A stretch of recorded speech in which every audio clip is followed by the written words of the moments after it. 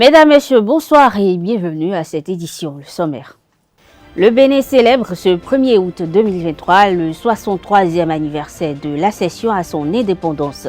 À la veille du défilé militaire, le chef de l'État n'a pas prononcé le traditionnel discours à la nation. Les pays limitrophes du Niger, membres de la CEDEAO, dont le Bénin applique déjà des sanctions décidées dimanche dernier par le sommet des chefs de l'État de l'institution régionale. Le parti politique PASTEF du Sénégal est dissous par le décret. Le ministre sénégalais de l'Intérieur, Antoine Diome, l'a fait savoir dans un communiqué. L'École supérieure d'administration, d'économie, de journalisme et des métiers de l'audiovisuel ESAE offre de nouveaux challenges pour l'année universitaire 2023-2024. Étudiantes et étudiants, parents d'élèves nouveaux bacheliers, ESAE, c'est la garantie d'une formation de qualité à des conditions très avantageuses. À Gbedjromede, à Papa, à Boumekalavi et Parakou, inscrivez-vous en administration générale, administration du travail et de la sécurité sociale, trésor et finances publiques, impôts, diplomatie et relations internationales, journalisme et métiers de l'audiovisuel, gestion des marchés publics, planification et développement local, sciences économiques, sciences juridiques et toutes les filières des sciences de gestion. ESAE vous offre des bourses, demi-bourses et de réductions pour les premières inscriptions dans toutes ces filières. Waouh! En licence 1, 2 et 3 et en master, bénéficiez jusqu'à 50% de réduction sur tous nos sites. N'est-ce pas génial? Infoline. ESAE Gbedjromede, 3e rue à droite en quittant le carrefour Le Jador pour la BIBE Jéricho ou au plus 229 90 93 65 21 98 98 14 00 à Kpakpa au plus 229 52 88 33 33 à Boumekalavi au plus 229 52 88 44 44 Parakou au plus 229 52 46 12 12. ESAE, l'excellence à un nom.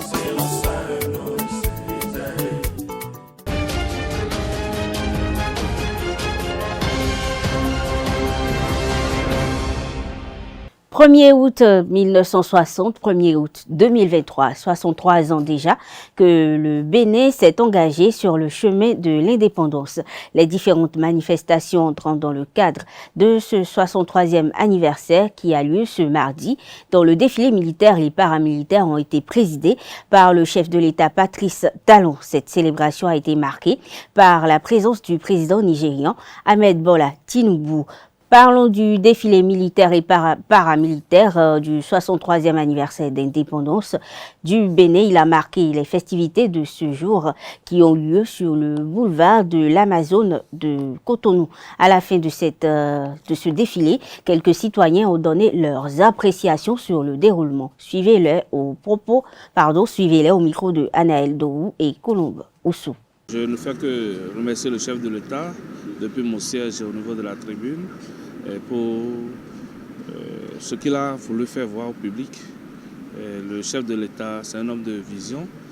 D'abord, quand vous prenez l'espace qu'il a préparé depuis l'année dernière et qui est en cours d'amélioration, qui abrite désormais les festivités de notre indépendance à la souveraineté, c'est une grande chose, on ne peut que le remercier. Vraiment, nous allons remercier la population et remercier le président de la République pour les efforts fournis jusque-là.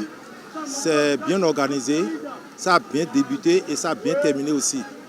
Et il n'y a pas eu de problème, c'est très bien. Nous allons vraiment demander à Dieu de nous aider pour les années prochaines pour que ça puisse aller plus que ça. Vraiment, j'ai été ému par la démonstration de nos forces de sécurité, de défense. Vraiment, j'ai été ému. Ça m'a fait un peu... ça nous a donné un honneur, surtout sur le plan international, effectivement, que le Bénin est en train d'être avancé et que désormais nous allons accompagner dans tous les plans le président pour qu'il puisse continuer l'œuvre majeure qu'il a commencé dans la République. Effectivement, le Bénin est sur un plan très bon qui pourra marcher, qui va donner un avenir certain, radieux pour le pays. Ils ont bien organisé les choses parce que le défilé militaire, tout s'est passé dans de très bonnes conditions. Il y a une très bonne parade militaire. Et après ça, il y a un défilé motorisé. Donc du côté organisation, tout s'est bien passé. Les festivités, c'est depuis hier que nous sommes en observation.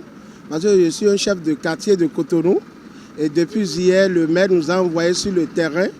Et vous voyez, chaque année, le Bénin fait un pas de plus.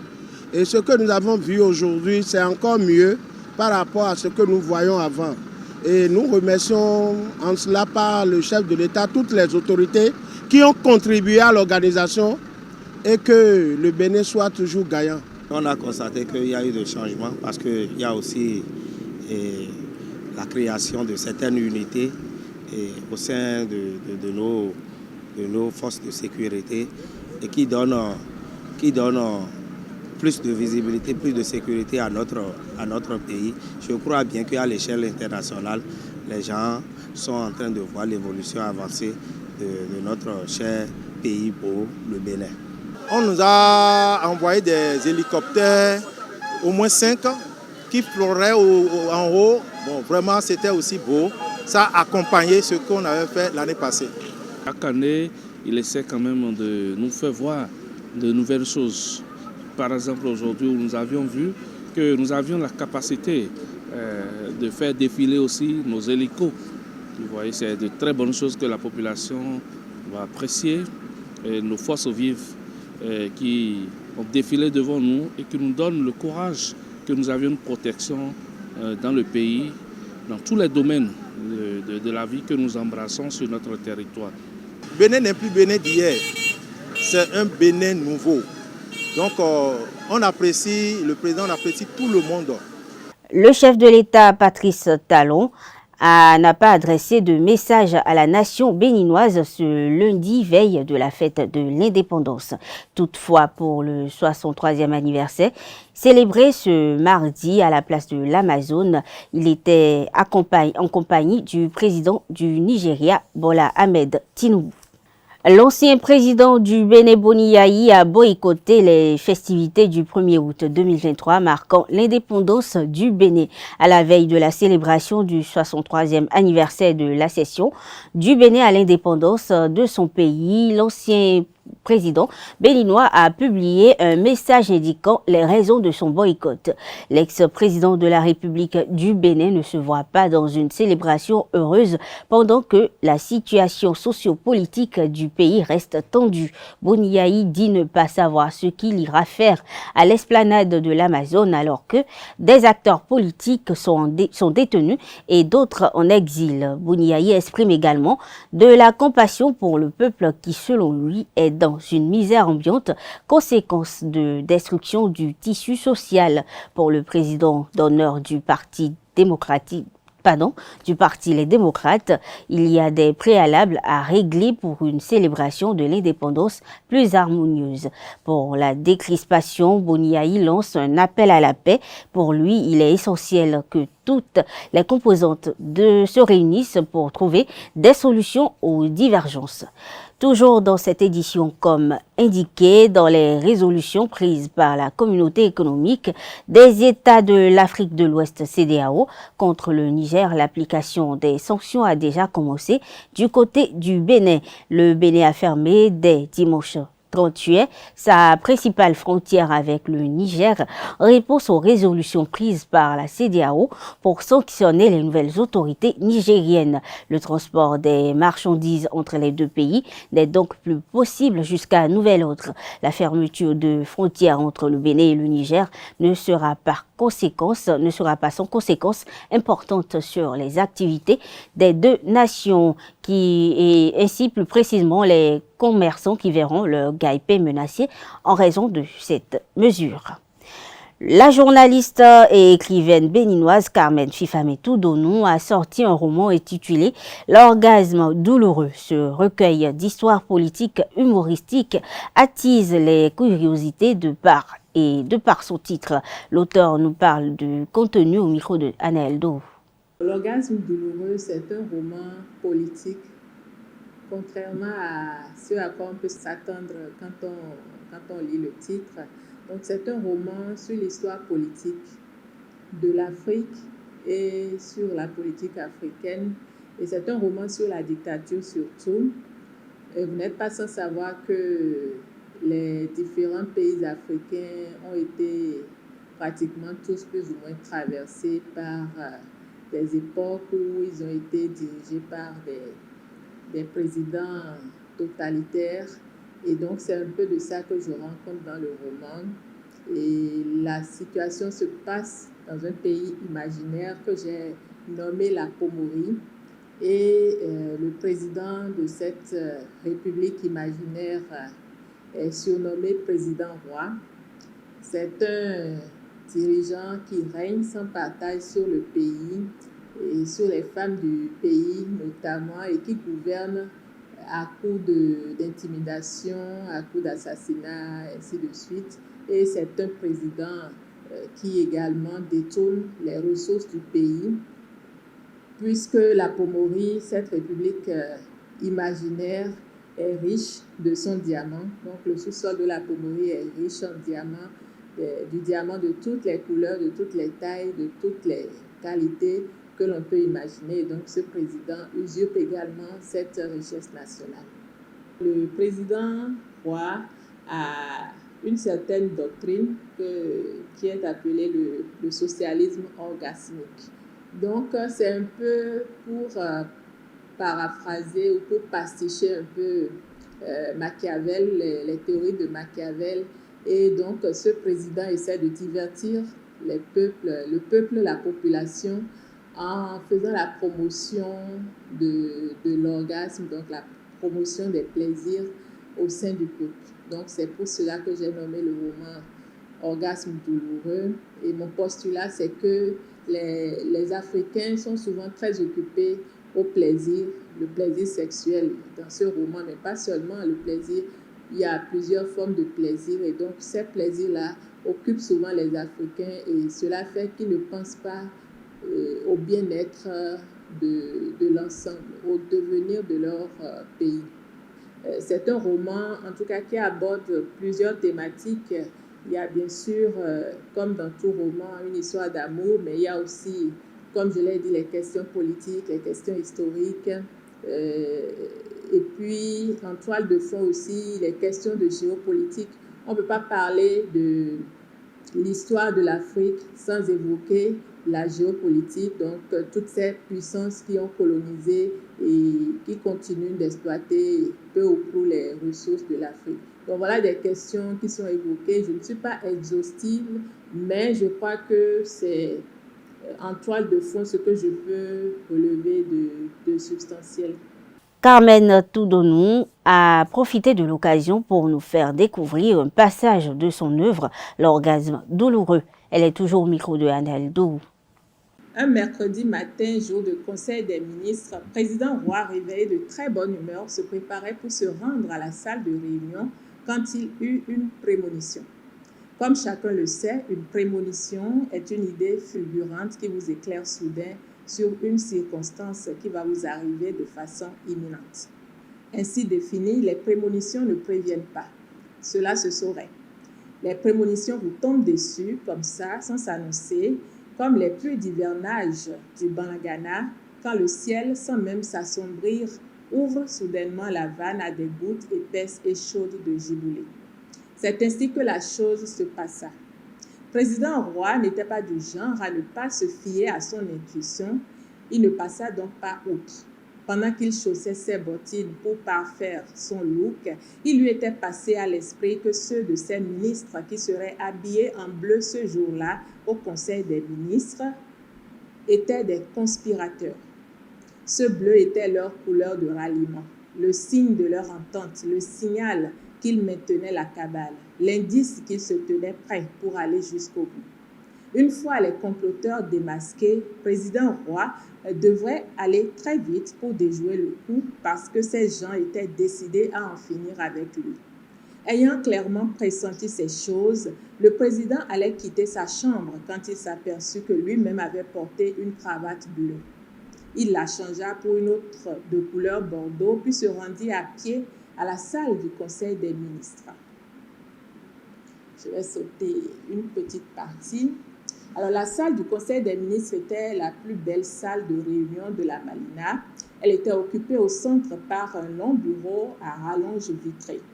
Les fauteuils de directeurs noirs posés autour accueillaient les ministres. Le plus beau, le plus haut et le plus grand étaient réservés au président.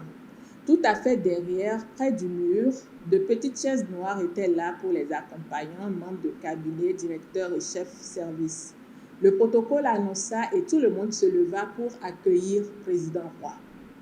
Celui-ci alla directement s'asseoir dans son grand fauteuil. Il laissa l'assistance debout le temps de bien regarder tous les méchants qui étaient habillés en bleu. Au bout de 3 ou 4 minutes, il demanda au ministre de s'asseoir enfin. La séance est ouverte. Le ministre délégué à la présidence se mit à lire le compte-rendu de la précédente session du Conseil. Elle remontait à 3 ou 4 mois. Président Roy ne l'écoutait pas. Il notait dans son agenda les noms des indélicats bleus. Ils étaient au total 7. 6 ministres hommes et une femme, la ministre de la Famille. Le ministre de la Défense, lui aussi en bleu, lisait un rapport. Il est revenu que manifestement, les étudiants mis en cause se sont rendus coupables d'atteinte à la sûreté de l'État, voie de fait sur leurs camarades non solidaires et incitation à la révolte. En conséquence, nous suggérons la fermeture pure et simple de l'université, le blanchiment de l'année académique et le renversement des récalcitrants dans les rangs des forces armées pomoriennes. Toi aussi, tu veux ma mort, pensait président Roy.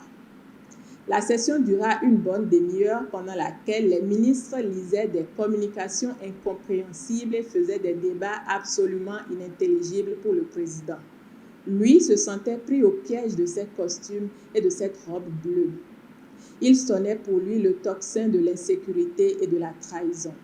Alors, il coupa une discussion au sujet d'un module de classe à construire pas au beau milieu, mit fin au Conseil des ministres et remit la liste des coupables à son aide de camp pour exécution de la sentence de mise à mort des coupables parallèlement à la lecture du communiqué relatif au complot à la radio et à la télévision. Comme les ministres attendaient la sortie du président pour quitter les lieux, il les pria de les devancer, retenant uniquement les 7 conspirateurs dans la salle. Les regards faussement éberlués des concernés le dégoûtaient, mais il n'avait pas le choix. Il se devait de les affronter. Alors il le fit. Il leur signifia son amertume, sa déception, son dégoût pour ce qu'ils avaient fait. Il persistait à nier l'évidence. Il y a certainement erreur, Monsieur le Président. Moi, en vouloir à votre vie, que Dieu n'ose. Je suis prêt à jurer sur la Bible et le Coran et même devant un ganga que je ne vous en veux pas. Il n'y a pas de complot, Excellence, Monsieur le Président. Moi, je vous aime. Je vous aimerai toujours. Stop! Il ne pouvait souffrir une seconde de plus l'hypocrisie de ces gens. Il les pria de quitter la salle sous bonne escorte, bien entendu.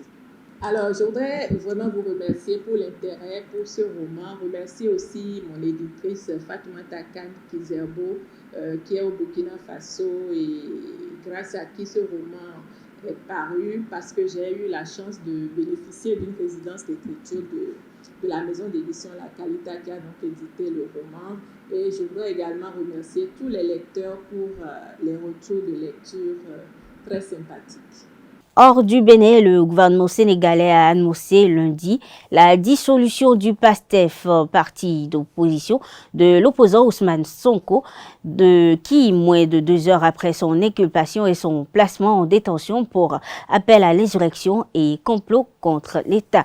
Des manifestations contre l'incarcération de l'opposant ont eu lieu dans la journée à Dakar et Ziguinchor et au moins 2 personnes sont décédées. À travers son ministre de l'Intérieur, le gouvernement justifie sa décision par des appels fréquents à des mouvements insurrectionnels qui ont fait, selon lui, de nombreux morts en mars 2021 et en juin 2023. Ces mesures, poursuit le ministre de l'Intérieur, constituent un manquement permanent et sérieux aux obligations des partis politiques. Le PASTEF conteste cette décision qui, selon lui, n'obéit à aucune logique démocratique.